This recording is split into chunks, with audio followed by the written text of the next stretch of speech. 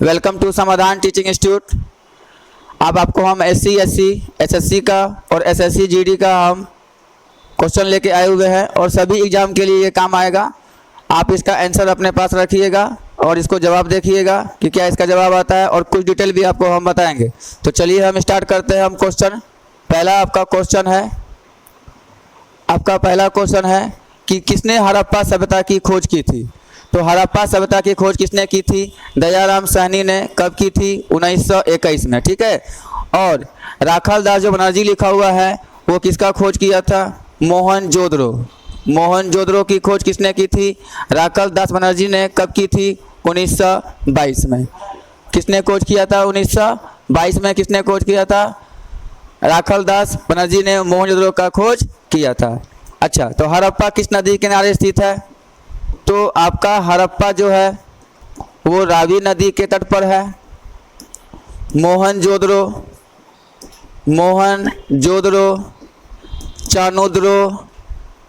चानुद्रो और कोटदीजी, ये तीनों किस नदी के तट पर है? तो तीनों क्या होगा इसका आंसर? सिंधु, ठीक है। तो ये आपको कुछ डिटेल आपको बता दी है, ठीक है। और सिंधु घाटी सभ्यता का बंदरगाह नगर कौन था? आपका लोथल। तो बंदरगाह अगर पूछेगा मुख्य रूप से तो कौन हो जाएगा आपका आंसर? लोथल। और लोथल किस नदी तट पर है? भोगवा नदी के तट पर है और ये कहाँ है? गुजरात में, ठीक है। तो ये आपका कुछ क्वेश्चन रहा। नेक्स्ट आपका क्वेश्चन चलते हैं। नेक्स्ट आपका क्वेश्चन है बोरो जनजाति कहाँ निवास करती है? तो कुछ जनजाति है जो कहीं कहीं निवास करती है। तो बोरो जनजाति कहाँ निवास करती है? तो इसका आंसर क्या हो जाएगा? ब्राज़ील में निवास करती है बोरो जनजाति। तो बसे बोरो बसे ब्राज़ील हो गया, ठीक है। आप लोग आंसर भी रखिएगा, इसका आंसर क्या होगा अपने से रखिएगा मन में कि क्या इसका आंसर होगा। यूरोप का बारूद किसे कहते हैं? यूरोप का बारूद का पीपा किसे कहा जाता है? तो वो किसे कहा जाता है? बाल्कन को कहा जाता है। किसे कहा जाता है?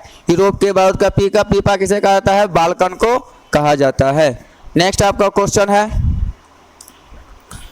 विटामिन B7 का रासायनिक नाम क्या है? तो विटामिन B7 का रासायनिक नाम क्या है? बायोटीन, ठीक है, बायोटीन, ठीक है। B7 का नाम क्या है? बायोटीन। तो बोलिए B1 का क्या नाम है? थायमिन, ठीक है। इसी प्रकार आपको थोड़ा थोड़ा करके बताएंगे। B2 का क्या नाम है? राइबोफ्लेविन,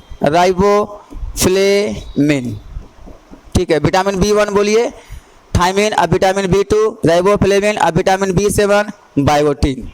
तो इस प्रकार आगे।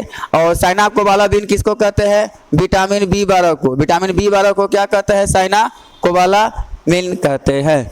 नेक्स्ट आपका क्वेश्चन है रुडोल्फ झील किस देश में स्थित है? तो रुडोल्फ झील जो है वो किस देश में है? केन्या में है। कहाँ है? केन्या में। तो कौन केन्या? उत्तरी केन्या में। अगर आपको ज़्यादा डिटेल में पूछ दिया तो आपका आंसर क्या हो जाएगा? उत्तरी केन्या इसका आंसर हो जाएगा। और केन्या की राजधानी कहाँ है? नैरोबी। इसकी राजधानी कहाँ है? नैरोबी, ठीक है। तो बताइए रानी रूस का कहाँ है? रूस का कहाँ है? मॉस्को।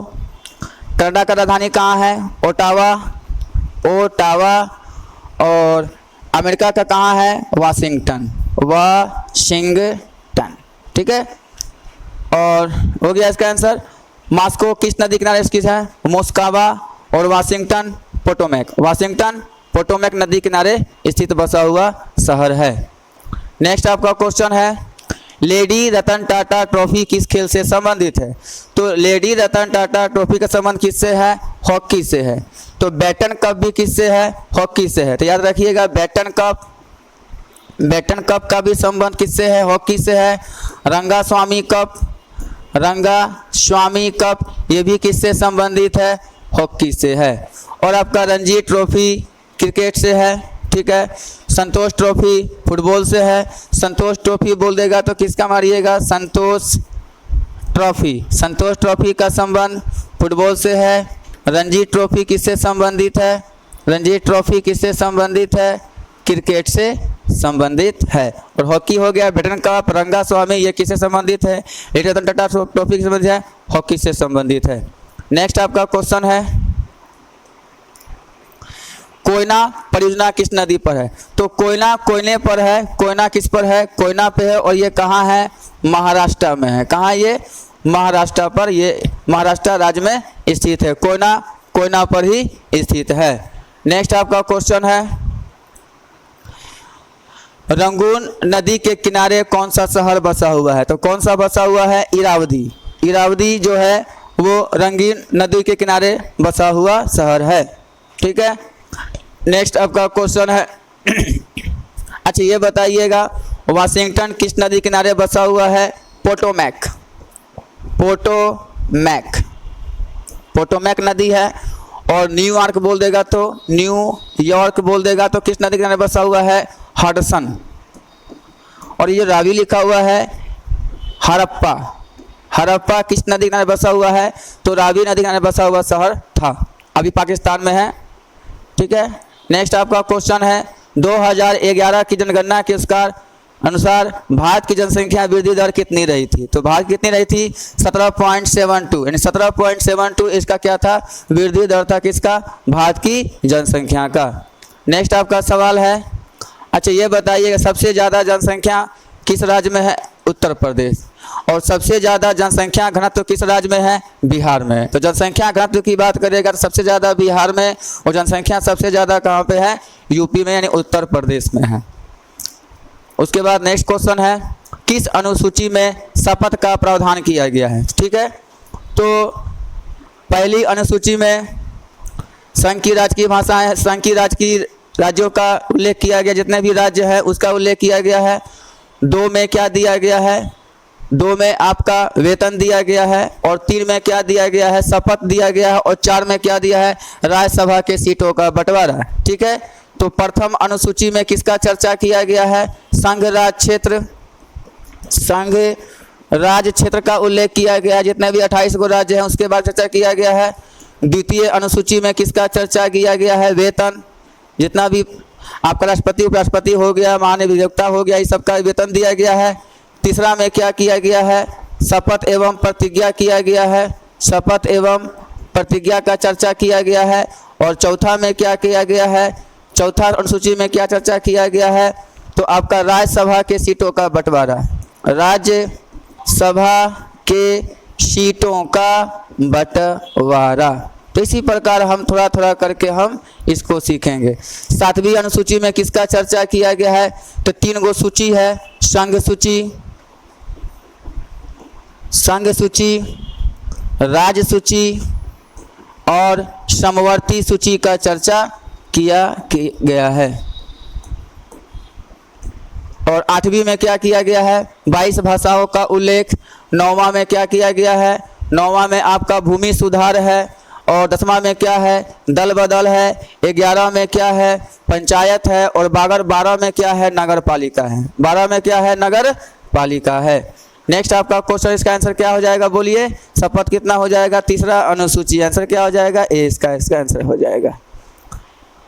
नेक्स्ट आपका सवाल है, जरा दृष्टि दोष के लिए कौन सा लेंस करेंगे? तो जरा दृष्टि के लिए क्या करेंगे? बाईफोकल लेंस का प्रयोग हम करते हैं। तो देखिए, निकट दृष्टि दोष, अगर निकट दृष्टि दोष हो गया तो कौन सा लेंस? अवतल लेंस का प्रयोग करेंगे। दूर दृष्टि दोष हो गया, दूर दृष्टि दोष क्या करेंगे? उत्तल लेंस का प्रयोग करेंगे। अगर जरा दृष्टि दोष हो गया तो बाईफोकल लेंस का प्रयोग करेंगे, बाईफोकल लेंस का प्रयोग करेंगे। और अगर अबिंदुकता हो गया, अबिंदुकता, तो ब से बिंदुकता, ब से क्या याद रखिएगा? बेलनाकार लेंस, बेलनाकार लेंस। तो ये सारे चीज़ है। और कलर ब्लाइंडनेस जिसे हम बोलते हैं, वर्णनता, इसका इलाज नहीं है। ठीक है। लाल में इसको, लाल जो है वो हरा दिखाई देता है, हरा इसको क्या दिखाई देता है? लाल दिखाई देता है, उसका कोई इलाज नहीं है। नेक्स्ट आपका क्वेश्चन है, धोवन सोडा का रासायनिक नाम क्या है? तो धोवन सोडा का सूत्र होता है Na2CO3 और 10 H2O होता है। तो इसको हम क्या बोलेंगे? Sodium carbonate. तो आंसर क्या हो जाएगा इसका? Sodium carbonate. और सोडियम क्लोराइड क्या हो गया? नमक हो गया, NaCl, ये क्या हो गया? नमक, जिसे हम लोग क्या बोलते हैं? टेबल सॉल्ट बोलते हैं। और सोडियम बाइकार्बोनेट क्या हो गया, खाने वाला सोडा जिसे हम लोग क्या बोलते हैं, बेकिंग सोडा, बेकिंग सोडा। इसका सूत्र क्या होता है, NaHCO3। ये क्या हो गया, सोडियम हाइड्रोक्साइड, NaOH2। तो ये हो गया सोडियम हाइड्रोक्साइड हो गया। उसके बाद नेक्स्ट चलते हैं सवाल। नेक्स्ट आपका सवाल है गुप्त वंश की स्थापना किसने की थी। तो देखिए गुप्त वंश की स्थापना बोलेगा तो क्या मारिएगा, श्री गुप्त मारिएगा, लेकिन इसका वास्तविक संस्थापक जब बोल देगा, वास्तविक संस्थापक बोल देगा, संस्थापक, तो आप क्या मारिएगा, चंद्रगुप्त प्रथम, चंद्रगुप्त प्रथम। ठीक है, संस्थापक इसमें ज़्यादा विकास हुआ इसलिए वास्तविक कहलाता है, लेकिन ऐसे स्थापना किसने किया, श्री गुप्त ने किया। हुनों के आक्रमण को किसने रोका था, तो हुनों के आक्रमण को किसने रोका था, स्कंदगुप्त ने। हुनों के आक्रमण को रोका, हुनों के आक्रमण को किसने रोका था, स्कंदगुप्त ने रोका था। ठीक है, नेक्स्ट आपका सवाल है शिक्षा कार्य से संबंधित उपग्रह कौन सा है। शिक्षा कार्य से संबंधित उपग्रह कौन सा है, तो एडुसेट। तो एडुसेट को हिंदी में एजुसेट भी कहते हैं, तो क्या होगा इसका आंसर एडुसेट हो जाएगा। तो एडुसेट क्या है, शिक्षा कार्य से संबंधित आपका क्या है, उपग्रह भेजा जाता है। उसके बाद है नेक्स्ट आपका क्वेश्चन है माता बसंत के नाम से किसे जानते हैं। तो माता बसंत के नाम से किसे जानते हैं, एनी बेसेंट को। ठीक है, एनी बेसेंट को। प्रथम महिला जो भारतीय राष्ट्रीय कांग्रेस की अध्यक्ष बनी थी, तो वो कौन थी, एनी बेसेंट। अगर इसी में लगा देगा प्रथम भारतीय महिला जो भारतीय राष्ट्रीय कांग्रेस की अध्यक्ष बनी थी, वो सरोजनी नायडू। ठीक है, अगर भारतीय लगा देगा तो क्या मारिएगा, सरोजनी नायडू लगा दिएगा। अगर प्रथम महिला खाली बोल देगा तो क्या मारिएगा, एनी बेसेंट, एनी बेसेंट। तो बताइए भारतीय राष्ट्रीय कांग्रेस की स्थापना कब हुई थी, 28 दिसंबर 1885 को स्थापना हुआ था। तो इसका स्थापना किसने किया था, A.O. ह्यूम। अब प्रथम अध्यक्ष कौन बने थे, W.C. बनर्जी, वोमेश चंद्र बनर्जी। ठीक है, उसके बाद कौन बने थे, दादा भाई नेहरूजी। ठीक है, उसके बाद बदरुद्दीन तैयब जी, और उसके बाद कौन बने थे आपके, जॉर्ज यूले। तो प्रथम अंग्रेज बोलेगा तो जॉर्ज यूले, और प्रथम मुस्लिम बोलेगा तो बदरुद्दीन तैयब जी हो जाएगा इसका आंसर। नेक्स्ट आपका सवाल है आर्य समाज की स्थापना किसने किया था। तो आर्य समाज की स्थापना किसने किया था, स्वामी दयानंद सरस्वती। कब किए थे, 1875 में। याद रखिएगा 1875 में आर्य समाज की स्थापना किए थे किसने, दयानंद सरस्वती ने किया था। उसके बाद है हरदयाल भी स्थापना किया था। तो ये गदर पार्टी का, गदर पार्टी, गदर पार्टी की स्थापना किसने किया था, लाला हरदयाल ने किया था। सैन फ्रांसिस्को, सैन फ्रांसिस्को में किए थे, सैन फ्रांसिस्को में किए थे। किसने, लाला हरदयाल ने गदर पार्टी की स्थापना किया था। कब, 1913 में, 1913 में लाला हरदयाल ने। और लाला लाजपत लाठी से मार दिया गया था, लाठी से, इसलिए इन्हें पंजाब केसरी कहा जाता है। अगर पूछेगा पंजाब केसरी किसे कहा जाता है, तो पंजाब केसरी लाला लाजपत राय को कहा जाता है। और स्वामी विवेकानंद तो गए थे शिकागो धर्म सम्मेलन में।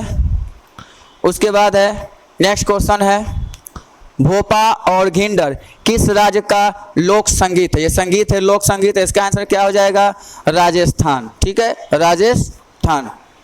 ठीक है, नेक्स्ट आपका क्वेश्चन है, आपका क्वेश्चन है नेक्स्ट जलदापरा राष्ट्रीय उद्यान किस राज्य में स्थित है। तो जलदापरा राष्ट्रीय उद्यान कहाँ है, पश्चिम बंगाल में। कहाँ है, पश्चिम बंगाल में है। और पश्चिम बंगाल में ही सबसे बड़ा डेल्टा है सुंदरबन का डेल्टा, जो गंगा और ब्रह्मपुत्र की संयुक्त जलधारा से बनी है। ठीक है, डेल्टा, सुंदरबन का डेल्टा, विश्व का सबसे बड़ा डेल्टा सुंदरबन का डेल्टा, गंगा और ब्रह्मपुत्र। उसके बाद है नेक्स्ट क्वेश्चन है ओरांग राष्ट्रीय उद्यान किस राज्य में है। तो ओरांग राष्ट्रीय उद्यान कहाँ है, असम में है। कहाँ है ये, असम में। और असम में ही एक आपका राष्ट्रीय उद्यान है काजीरंगा राष्ट्रीय उद्यान, जो कि एक सींग वाला गेंडा के लिए प्रसिद्ध है। एक सींग वाला गेंडा के लिए काजीरंगा, असम।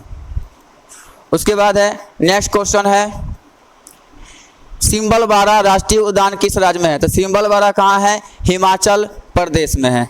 तो हिमाचल प्रदेश में आपका कौन सा राष्ट्रीय उद्यान है, सिंबलबारा राष्ट्रीय उद्यान स्थित है।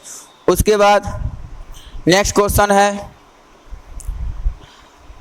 बलपाक्रम राष्ट्रीय उद्यान कहाँ स्थित है? तो बलपाक्रम राष्ट्रीय उद्यान कहाँ स्थित है? आपका मेघालय, और मेघालय की राजधानी कहाँ है? शिलोंग। और यहीं पे एक है आपका चेरापूंजी, जो सबसे ज़्यादा बारिश होता है। तो चेरापूंजी हट के अब क्या हो गया? मासिन राम। ठीक है, तो पहले चेरापूंजी था, अब क्या हो गया? मासिन राम सबसे ज़्यादा बारिश होती है। गारो खासी जनजाति या पहाड़ी भी मेघालय में पड़ती है, और जनजाति भी वही है। गारो खासी जनजाति कहाँ पड़ती है? मेघालय में ही पाई जाती है, और कुछ अगल बगल भी राज्य में पाया जाता है। बेतला राष्ट्रीय उद्यान कहाँ है? तो बेतला कहाँ है? झारखंड में है। तो बेतला राष्ट्रीय उद्यान किस राज्य में है? वो आपका झारखंड राज्य में स्थित है। उसके बाद नेक्स्ट सवाल है आपका,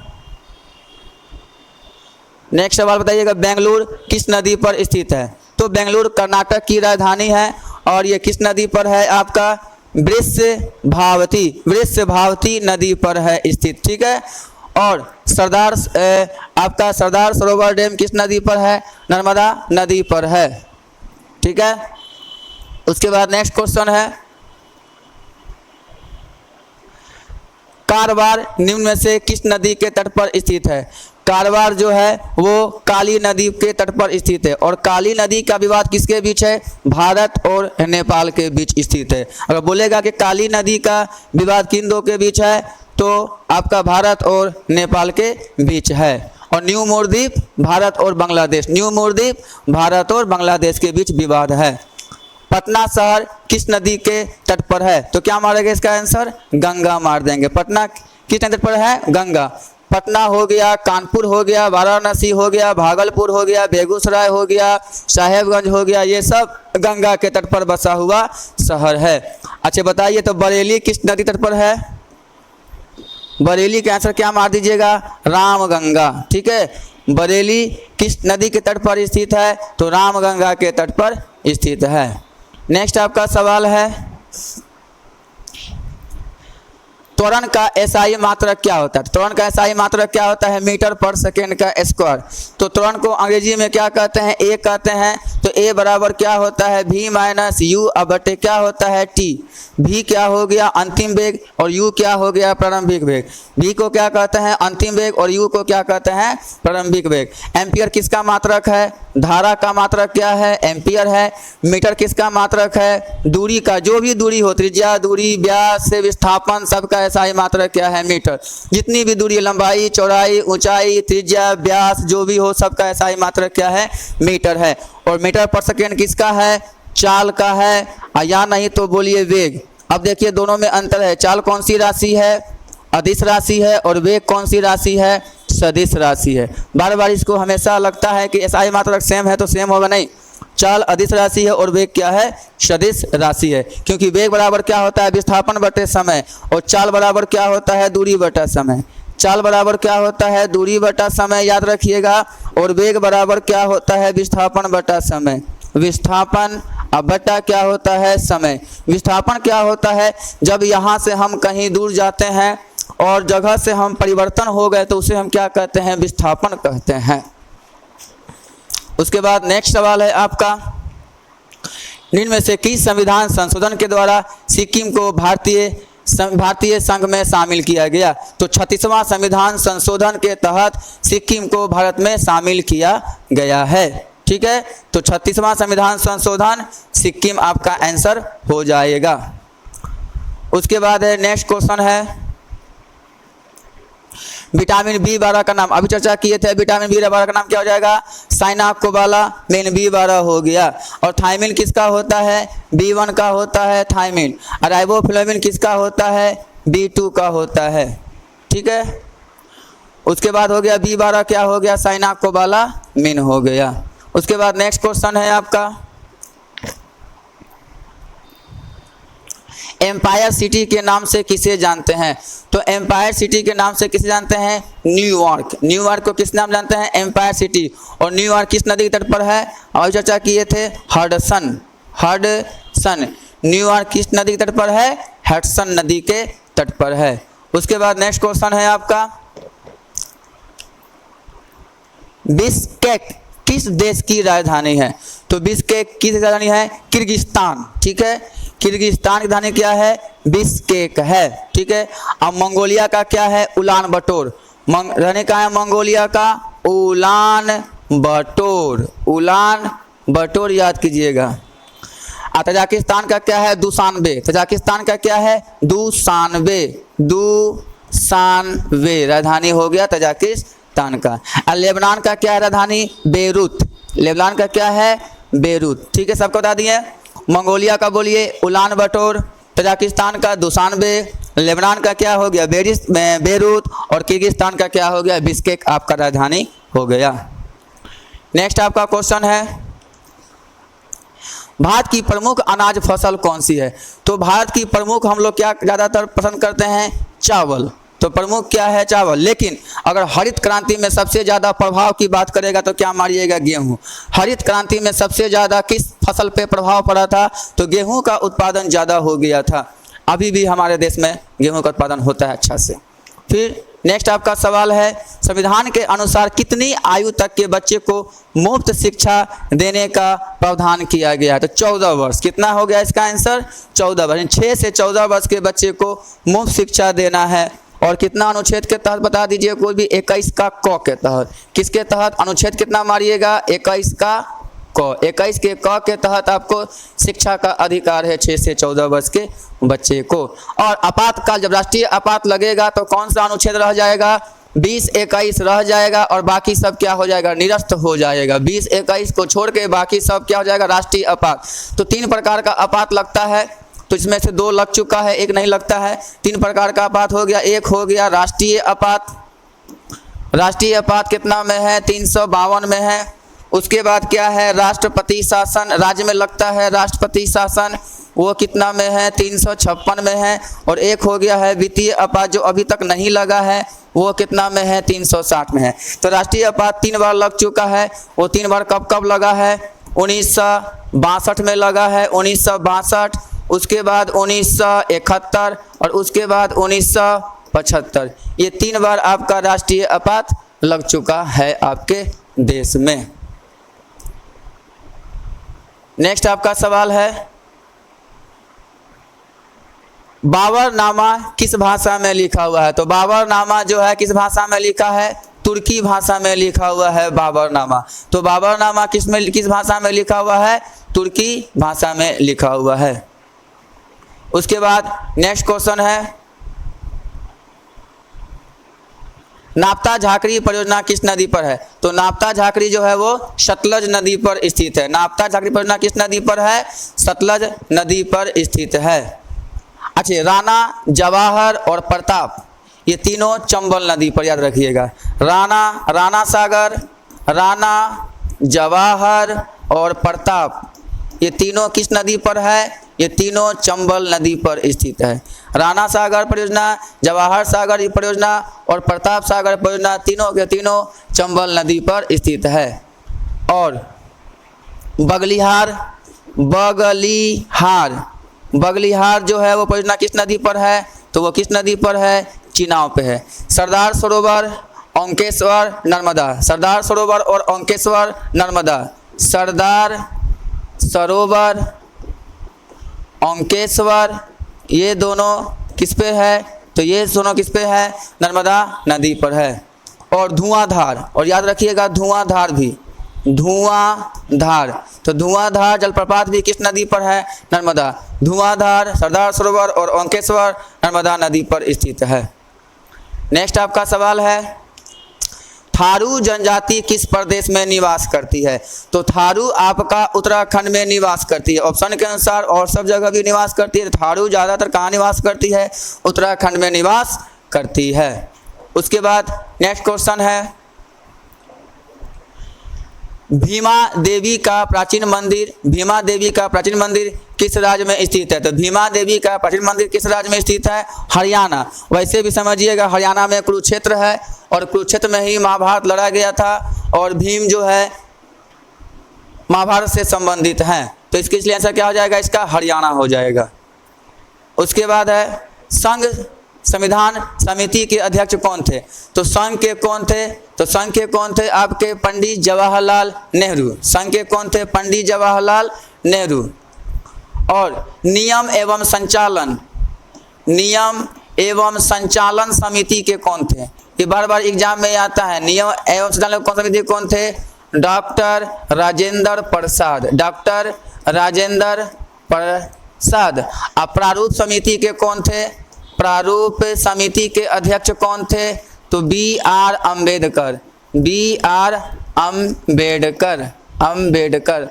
और प्रांतीय सभा के कौन थे? यानी सभी को मिलाने का जिम्मा किसे दिया गया था, रियासत को? तो वो कौन थे? सरदार वल्लभ भाई पटेल, सरदार वल्लभ भाई पटेल।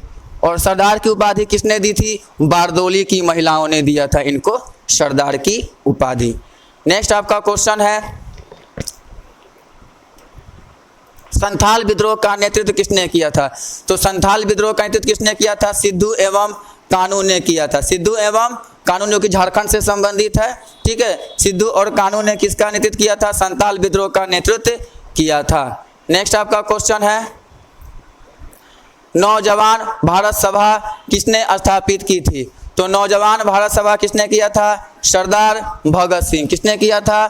सरदार भगत सिंह ने नौजवान भारत सभा की स्थापना किए थे।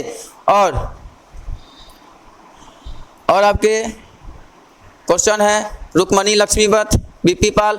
अच्छे, लाल बाल पाल किसके नाम से जानते हैं? लाल बाल और पाल। तो लाल हो गया लाला लाजपत राय, बाल हो गए बाल गंगाधर तिलक और पाल हो गए बिपिन चंद्र पाल। तीनों क्या थे? गरम दल के नेता थे। तीनों क्या थे? गरम दल के नेता थे। गरम मतलब हो गया कि हमेशा लड़ाई झगड़ा में ज़्यादा विश्वास करते थे, अहिंसा में ज़्यादा विश्वास। और इन्हीं के लेके महात्मा गांधी इनसे नाखुश रहते थे, क्योंकि महात्मा गांधी अहिंसावादी थे और ये लोग सोचते थे कि हम लड़ के बल पे, ताकत के बल पे लेंगे। एशिया की सबसे लंबी नदी कौन है? यांग। एशिया की लंबी नदी कौन है आपका? यांग सिटिंग यांग। क्या होगा इसका आंसर? एशिया की सबसे लंबी यांग सिटिंग यांग, और भारत की सबसे लंबी नदी गंगा, और विश्व की सबसे लंबी नदी नील। तो आपको वीडियो कैसा लगा? इसे लाइक भी कीजिएगा, शेयर भी कीजिएगा, सब्सक्राइब कीजिएगा। खुश रहिए, धन्यवाद।